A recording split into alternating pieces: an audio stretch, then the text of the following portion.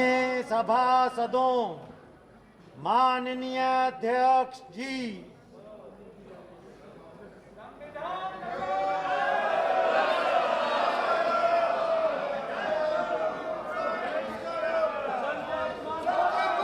Question number 201 Shrimati रक्षा निखिल खड़के।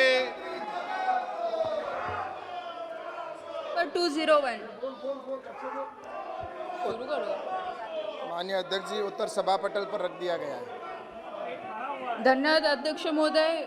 मैं आपके माध्यम से मंत्री जी से जानना चाहती हूँ, जो प्रधानमंत्री फसल बीमा योजना जो हमारे प्रधानमंत्री जी ने किसानों के हित के लिए बनाई है, लेकिन महाराष्ट्र में पिछले 2 साल से अभी तक किसानों को इसका फ़ायदा नहीं हुआ है, जबकि कई बार हमने महाराष्ट्र सरकार को चिट्ठी लिखने के बाद भी अभी तक महाराष्ट्र के किसान, खास करके हमारे जलगांव और बुल्ढाना जिला में अभी तक कई किसान इस बीमा योजना से वंचित है। तो मैं आपके माध्यम से मंत्री जी से जानना चाहती हूँ कि कब तक किसानों को इसका लाभ मिलेगा, क्योंकि कई बार हमने इसकी शिकायत करने के बाद राज्य सरकार केंद्र की तरफ बताती है कि केंद्र की तरफ से हमें पैसा नहीं मिला है, इसकी वजह से हम भुगतान नहीं कर पा रहे हैं। धन्यवाद।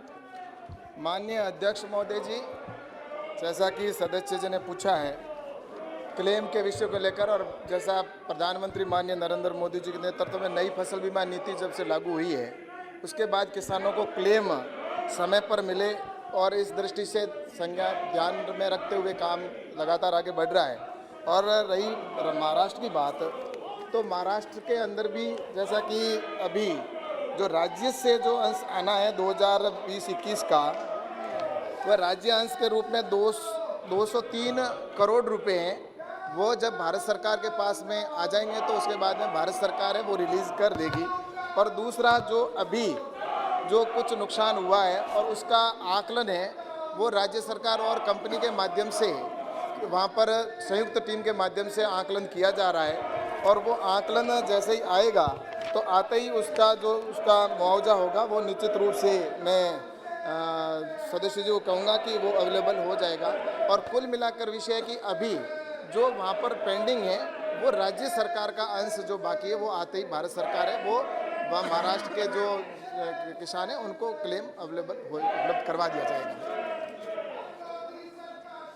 राव जाधव सेकंड क्वेश्चन पूछना चाहते हैं माननीय सर। हाँ। सर, इसमें जब भी बीमा निकाला जाता है तो कंपनी को बैंक की तरफ से डेटा दिया जाता है। कई बार बैंक इसमें डेटा देते वक्त कई बार गलतियां करती है और इसका नुकसान किसानों को भोगना पड़ता है। तो मैं आपके माध्यम से मंत्री जी से पूछना चाहती हूँ कि अगर ऐसे वक्त में अगर बैंक गलती करती है तो इसके ऊपर हम क्या कार्रवाई कर सकते हैं? माननीय अध्यक्ष महोदय जी, अगर डेटा जो कट ऑफ डेट है उसके बाद में अगर वहाँ की बैंक है वो अगर प्रीमियम सरकार को कंपनी को जमा करवाती है तो ऐसी स्थिति के अंदर पूरी लाइबिलिटी है वो जो क्लेम है उसकी जिम्मेवारी बैंक की होगी। वो पूरा क्लेम है वो बैंक को देना होगा। लेकिन उसके बावजूद भी भारत सरकार कई बार बीच में प्रयास करके और 1-2 दिन की छूट या 5 दिन की छूट करवाती है, जिससे कि ये उनको क्लेम पूरा नहीं देना पड़े। लेकिन उसके बावजूद भी इसमें अगर लेट होता है क्लेम या डेटा की वजह से लेट होता है तो इसके लिए 12% है वो उनके ऊपर 12% है वो ब्याज के रूप में किसान को चुकाना पड़ेगा। और अगर राज्य सरकार इसमें देरी करती है तो राज्य सरकार को भी यही है कि उसको भी 3 माह के बाद में अगर करते हैं तो 12% उसके ऊपर ब्याज सहित उनको किसानों को क्लेम दिया जाता है। तो अगर बैंक भी अगर गलती करेगी या बैंक के डेटा की अगर कमी रहेगी तो इसके लिए किसान को परेशान होने की ज़रूरत नहीं है, किसान को पूरा क्लेम मिलेगा।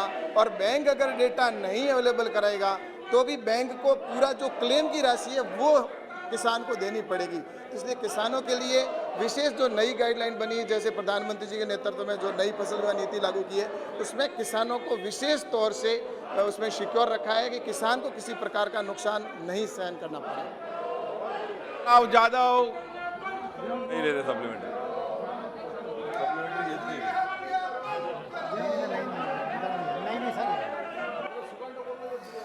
अरे बाबू नवनीत राणा अरे मेरा माइक ही नहीं चालू हुआ। पीक विमा। अध्यक्ष महोदय, आपका बहुत बहुत धन्यवाद। मैं मंत्री महोदय से ये पूछना चाहूँगी, जिस तरीके से अभी उन्होंने बताया कि कोई भी बीमा में प्रॉब्लम होती है या लेट उनका भुगतान होता है तो उसके लिए वो बताया जाए, पर मेरे संसदीय क्षेत्र में आसपास कई जिलों में सोयाबीन, मूंग की खेती 100% नुकसान हुए, जिनके भुगतान उन्हें पिछले वर्ष के अभी तक नहीं दिए गए। इसमें क्या सरकार और मंत्री महोदय कोई एक्शन लेना चाहेंगे? और उसी के साथ में फसल बीमा भुगतान तथा इंस्टॉलमेंट जैसे कार्य सरकार 14 अलग अलग कंपनियों को देती है।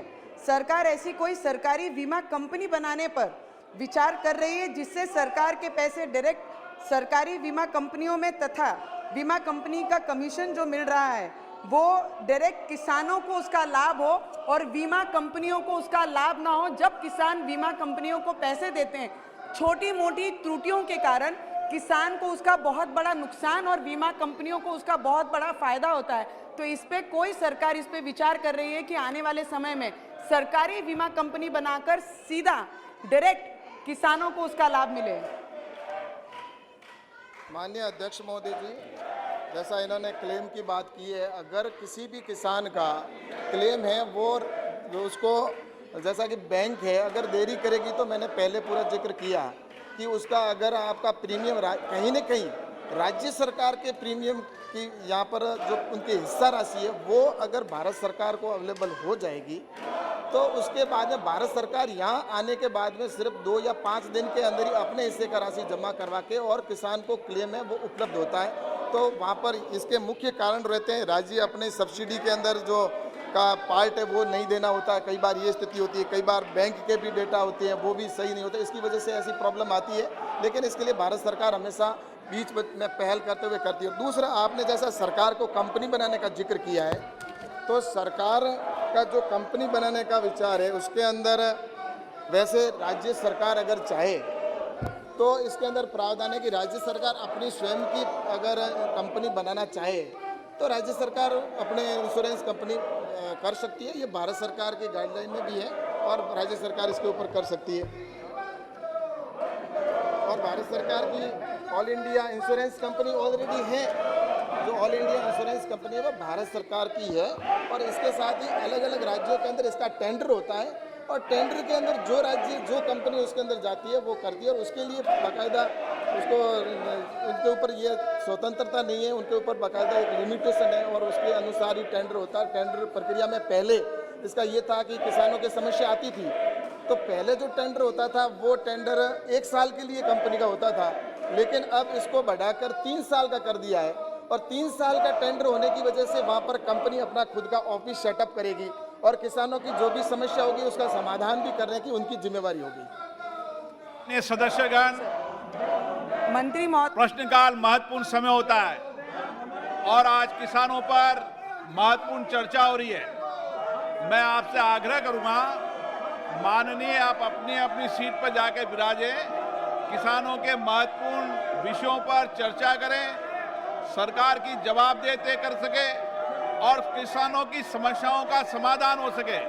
आप चर्चा नहीं करना चाहते, संवाद नहीं करना चाहते, तख्तियां लाकर संसदीय परंपराओं का अपमान कर रहे हैं। प्लीज जाइए अपनी अपनी सीट पर और किसानों के मामले में महत्वपूर्ण मुद्दों को उठाइए।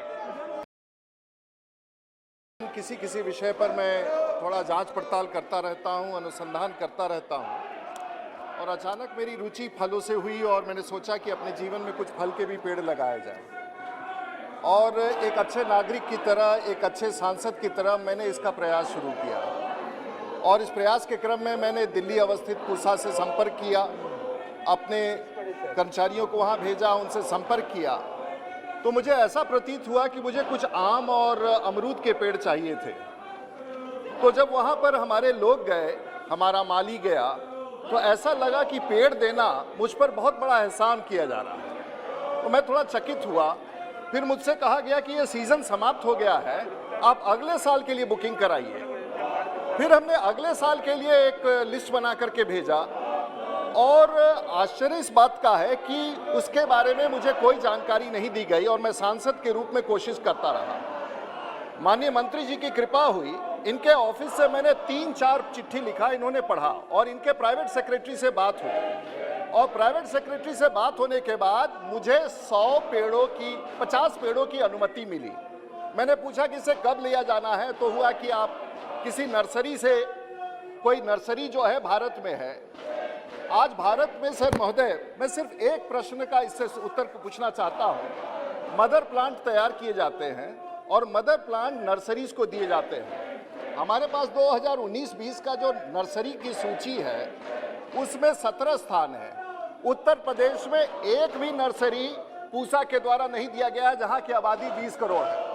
बिहार की आबादी 12 करोड़ है और वहां एक भी हॉर्टिकल्चर के लिए, आम, अमरूद, केला, पपीता के लिए एक भी मदर प्लांट का नहीं है। आखिर इतना बड़ा देश, कृषि विज्ञान केंद्र पूरे भारतवर्ष में थोड़ा काम करते हैं, खाली है। क्या माननीय मंत्री जी इस बात का उत्तर देंगे कि अच्छे फल के वृक्ष और पौधे मदर प्लांट से डेवलप किए गए, क्या देश के कृषि विज्ञान केंद्र जो भारतवर्ष में है उसे अधिकृत करते हुए देश में अच्छे फल पौधे देने के लिए आप प्रस्ताव भारत सरकार की तरफ से ला करके ये व्यवस्था कायम करना चाहते हैं कि नहीं, ये मैं जानना चाहूँगा। क्योंकि आज भारतवर्ष में 99 मिलियन टन हमारा फल का उत्पादन है और 192 मिलियन टन सब्जी का उत्पादन है। तो स्वाभाविक तौर से फल है जो बिना पकाए खाया जा सकता है और हम सब अपना स्वास्थ्य की ध्यान रखें, तो क्या नीतिगत तौर पर कोई ऐसी माननीय संक्षिप्त में। माननीय अध्यक्ष जी, जैसा कि रूडी साहब ने कहा कि मैं रिसर्च करता रहता हूं और निश्चित रूप से इनकी जो समस्या है वो या जो जिक्र किया है उस जिक्र को लेकर मैं कहना चाहूँगा कि मदर प्लांट की बात की है तो ICAR के द्वारा हमारा जो नेशनल एग्री रिसर्च सिस्टम है उसके तहत ICAR है, स्टेट एग्रीकल्चर यूनिवर्सिटी है और सेंट्रल एग्रीकल्चर यूनिवर्सिटी और कृषि विज्ञान के द्वारा रिसर्च किया जाता है कि नई वैरायटी हो और उच्च गुणवत्ता की हो और उन वैरायटियों को तैयार करने के बाद उनको मदर प्लांट तैयार किया जाता है और मदर प्लांट तैयार करने के बाद में उसको नर्सरीज होती है उनको उपलब्ध करवाया जाता है मदर प्लांट और उसके द्वारा टिश्यू कल्चर के माध्यम से या अन्य जो जैसे भी पौधे तैयार करके और उसको आगे किसान तक या आम जिसको भी आवश्यकता होती है वहाँ तक पहुँचाया जाता है और उसके लिए भारत सरकार की ओर से जो नर्सरी होती है उनको सहायता प्रदान की जाती है। छोटी नर्सरी अगर होती है तो उसको 10 लाख रुपए तक की सहायता प्रदान अगर राज्य सरकार करती है तो 100% है, 100% भारत सरकार उसको नर्सरी को सहायता करती है और बड़ी नर्सरी है तो 16 लाख रुपए तक का है और अगर हाईटेक नर्सरी है तो 40 लाख रुपए तक का सहायता प्रदान करती है और व्यक्तिगत अगर कोई नर्सरी लगाता है तो उसके लिए 50% की सब्सिडी का प्रावधान है। वहीं अगर उच्च घनत्व वाले हैं वृक्ष हैं तो उनके लिए भी 30,000 रुपये का है। अगर 10,000 से 12,000 के पौधे पर हेक्टर लगाने का अगर है तो उसके अंदर 35,000 रुपये पर हेक्टर की सहायता प्रदान की जाती है और वहीं अगर वो 1500 पौधे से अधिक अगर वृक्ष लगाते हैं तो वहाँ पर 50,000 रुपये प्रति हेक्टर की तरफ से सहायता प्रदान की जाती है। और इसमें राज्य का विशेषकर मैंने जैसा कहा कि राज्य सरकार है वो राज्यों को 100% सहायता दी जाती है। और रही बात आपने जैसा कहा कि कृषि विज्ञान केंद्र पर पौधे की व्यवस्था करने का आपने कहा है तो मदर प्लांट है वो ICAR के द्वारा हमारे यूनिवर्सिटीज़ के द्वारा तैयार होने के बाद में उसमें कृषि विज्ञान केंद्र भी मदर प्लांट तैयार करता है और जिसका मैं आंकड़ों के साथ में बताना चाहता हूँ। मदर प्लांट जो हमने अभी तक टोटल मिलाकर मदर प्लांट है वो पिछले 2 साल में लगभग 87,212 वितरित किए हैं और लगभग 7.45 करोड़ जो हैं वो प्लांटिंग मटेरियल का वितरण किया गया है इस देश के अंदर। और कुल मिलाकर जैसे अलग अलग सभी की तरह से मिलाकर जैसा कि मैंने जिक्र किया कि 7.45 करोड़ पौधों का वितरण हुआ है मदर प्लांट और प्लांट मटेरियल के द्वारा। तो मैं सोचता हूँ कि इसमें ICAR के वहाँ पर भी पौधों की व्यवस्था है और दूसरी जगह पर वहाँ पर भी जैसा कि यूनिवर्सिटी है तो वहाँ पर भी मदर प्लांट के साथ में पौधों का टिश्यू कल्चर के द्वारा तैयार करके उपलब्ध करवाया जाता है। लेकिन ICAR का काम है रिसर्च करना रिसर्च करके नई टेक्नोलॉजी, नई पौधे की इजाद को तैयार करना।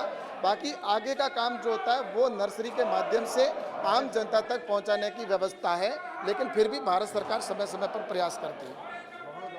मेरे अध्यक्ष महोदय, मेरा सीधा सा सवाल था और पूरे मंत्रालय के तथ्य मेरे सामने रख दिए गए। मुझे कोई आपत्ति नहीं है, मंत्री जी ने अपने सब विषयों को रख दिया। मैं साधारण सा विषय पूछ रहा हूँ और मैंने आपसे इतना पूछा कि हर पौधा ले करके हम नर्सरी से जाते हैं, 3 साल तक उसको सेवते हैं और पता चलता है कि इसमें फल ही नहीं आया। आखिर उस किसान का क्या कसूर है? मैं सिर्फ आपसे ये कह रहा हूँ कि आप लाखों पौधे कहाँ बेचते हैं, किसको बेचते हैं, उससे हमारी मतलब नहीं है। मुझे उस किसान को वो पेड़ जो आप किसानों को आम का, लीची का, वो सर्टिफाइड प्रोडक्ट है कि नहीं, कि 3 साल के बाद जब मैं उसको सेव के देखूं तो मुझे आनंद हो कि मैंने ये अपने आने वाली पीढ़ी के लिए पेड़ लगाया है। वो सर्टिफिकेशन की व्यवस्था क्या है? वो मदर प्लांट जो आप देते हैं उससे जो सीड बनता है वो तो किसी प्रकार का नर्सरी उठा के, तो सीड के नर्सरी में सर्टिफिकेशन की व्यवस्था क्या है? और 3 साल के बाद अगर वो फल उस अनुरूप नहीं निकलता है तो उसके खिलाफ आप क्या कार्रवाई करते हैं? किसानों को क्या प्रोटेक्शन देते हैं? और क्या किसी किसान विज्ञान केंद्र को इसकी जिम्मेवारी आप देना चाहेंगे? ये सीधा सवाल है। माननीय मंत्री, माननीय सदस्य जी, जैसे माननीय मंत्री जी, सदस्य की चिंता निश्चित रूप से बहुत वाजिब है और सदस्य को पौधा प्राप्त करने में जो कठिनाई हुई वह निश्चित रूप से नहीं होनी चाहिए थी। मैं इस मामले में सदस्य की बात से पूरी तरह सहमत हूँ। जैसा कि मैंने और हमारे मंत्री जी ने जवाब में बताया कि कुल मिला के ICR, Pusa institute, central agriculture university, state agriculture university, KBK और राज्य सरकार, ये एक पूरी प्रक्रिया है। लेकिन कुल मिला के ICR से लेकर KBK तक ये सारे के सारे रिसर्च इंस्टीट्यूट हैं। लेकिन रिसर्च करने के बाद मदर प्लांट तैयार करना और वो राज्य सरकार और नर्सरी को देना, ये दिक्कत इसलिए आई कि सामान्य तौर पर पहले नर्सरियाँ रजिस्टर्ड हों और नर्सरियों में जो पौधे बन रहे हैं वो प्रमाणित हों, ये व्यवस्था कमज़ोर थी। जैसा आपने भी व्यक्त किया कि बिहार में सिर्फ 17 ही थी, लेकिन अभी कुछ ही दिन पहले हम लोगों ने नर्सरियों को रजिस्टर्ड करना प्रारंभ किया है और उसमें 691 नर्सरियां देश भर में रजिस्टर्ड हुई और राष्ट्रीय बागवानी बोर्ड ने भी एक पोर्टल बनाया है। उस पोर्टल में 1000 से ज़्यादा नर्सरियों ने अपने आप को रजिस्ट्रेशन किया है। अब ये नर्सरियों की संख्या बढ़ रही है और जैसा मंत्री जी ने बताया कि नर्सरियों को प्रोत्साहित करने के लिए हम सहायता भी देते हैं, लेकिन नर्सरियों का रजिस्ट्रेशन हो, उसकी जानकारी हो, राज्य सरकार के साथ साथ केंद्र को भी और उनके प्रत्यावर्तन की व्यवस्था हो, ये कमज़ोर थी। इसको अब सशक्त बना दिया गया है। मुझे लगता है देश भर में जहाँ जहाँ प्लांट उपलब्ध होंगे वहाँ प्रामाणिक रूप से पौधे उपलब्ध होने में कोई कठिनाई नहीं होगी, ऐसा मैं आपको बताना चाहता हूँ। क्वेश्चन नंबर 206 श्रीमती केशर देवी जी। अध्यक्ष महोदय, नहीं चल रहा। अध्यक्ष महोदय, माननीय किसान कल्याण मंत्री माननीय मंत्री एवं जी, देश के माननीय चौमुखी विकास करने वाले माननीय प्रधानमंत्री जी को, माननीय मंत्री जी, पटल पर रख दिया गया। माननीय सदस्य, माननीय किसान कल्याण मंत्री जी को और देश के चौमुखी विकास करने वाले माननीय प्रधानमंत्री जी को मैं अपनी ओर से बहुत बहुत बधाई देती हूँ। अध्यक्ष महोदय, मैं आपके माध्यम से माननीय मंत्री जी से जानना चाहती हूँ, उत्तर प्रदेश किसान उत्पादन संगठन को सरकार किस किस फसल के लिए क्या क्या सहयोग दे रही है और कौन कौन किसान उत्पादन संगठन अपना उत्पादन विदेश में बेच रही है, विस्तृत ब्यौरा क्या है?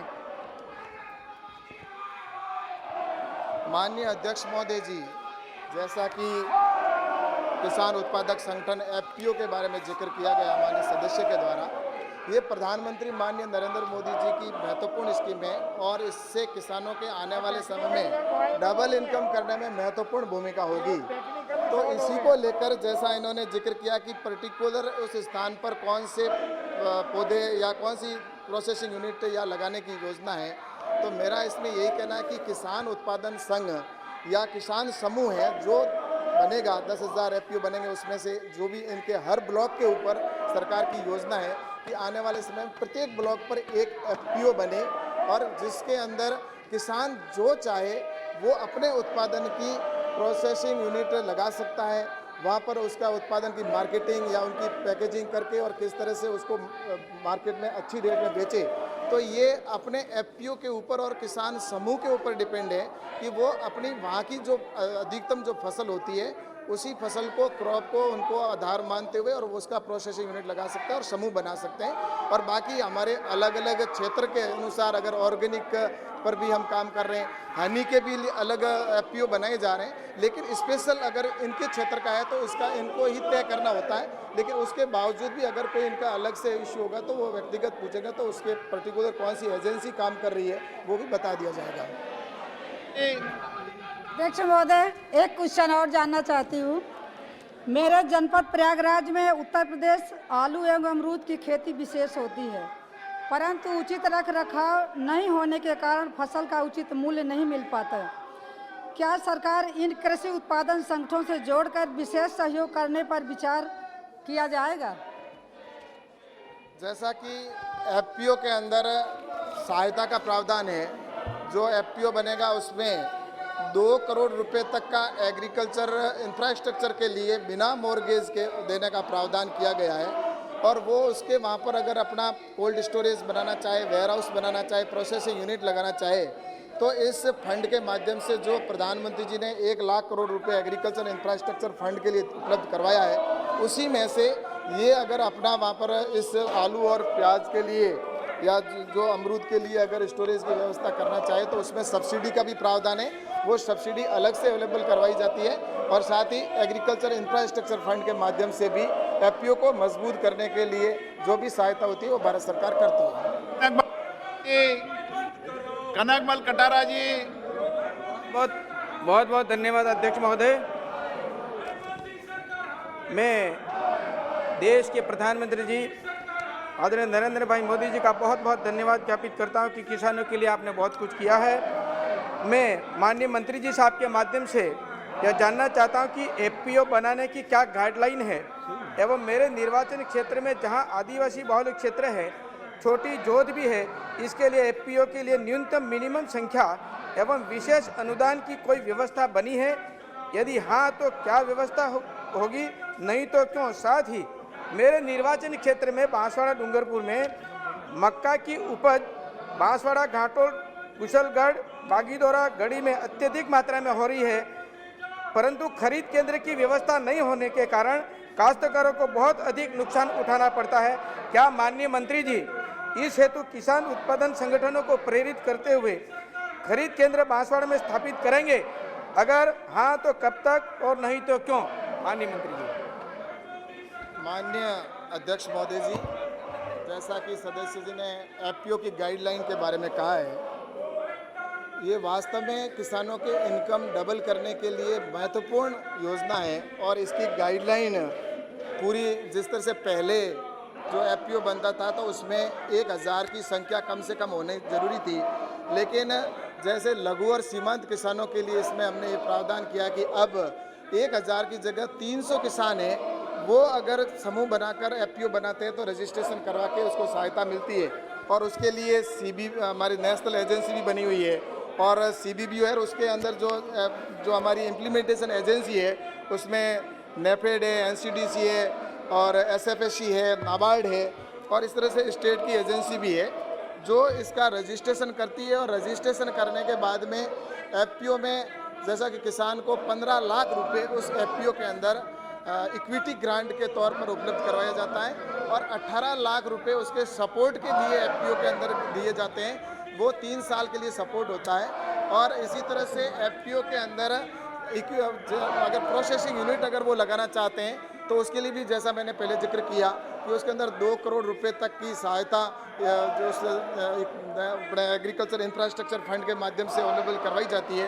तो मैं सोचता हूँ निश्चित रूप से इनकी चिंता वाजिब है और ये FPO निश्चित रूप से देश भर में बन रहे हैं और प्रत्येक ब्लॉक पर बन रहे हैं। और इसमें इनके क्षेत्र के अंदर भी जैसा कि FPO के अंदर अगर ये खुद अगर मक्के का जैसे जिक्र किया खरीद के लिए, तो अगर FPO बनाकर अपनी खुद की प्रोसेसिंग यूनिट लगाकर अगर सेल करेंगे तो किसान की जो सीड से लेकर और कैसे सेल हो उस सारी चिंता FPO कर सकता है। इसके लिए जो उसकी इम्प्लीमेंटिंग एजेंसी के साथ में जो CBB होगा वो उनको ट्रेनिंग भी देगा, उनके अंदर एक एक्सपर्टीज़ एग्रीकल्चर का भी होगा, मार्केटिंग एक्सपर्टीज़ भी होगा उनको, और दूसरी मार्केटिंग के अलावा उनको किस तरह से कहाँ पर उनको सेल करनी, तो ये सारी इसके अंदर प्रावधान किया गया है।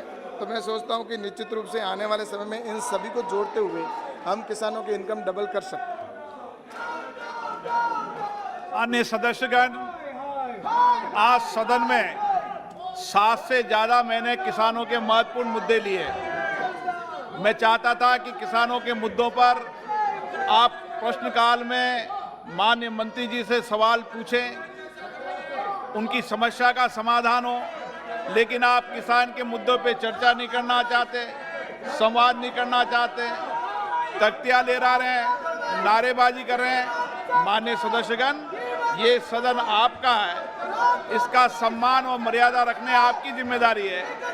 आपको देश की जनता ने इसलिए चुनकर भेजा था, आप अपनी बात रखें, किसान के मुद्दों की बात रखें, लेकिन आप नारेबाजी कर रहे हैं, तख्तियाँ ले रहे हैं, ये उचित नहीं है। मैं सदन की कार्रवाई 12 बजे तक के लिए स्थगित करता हूं।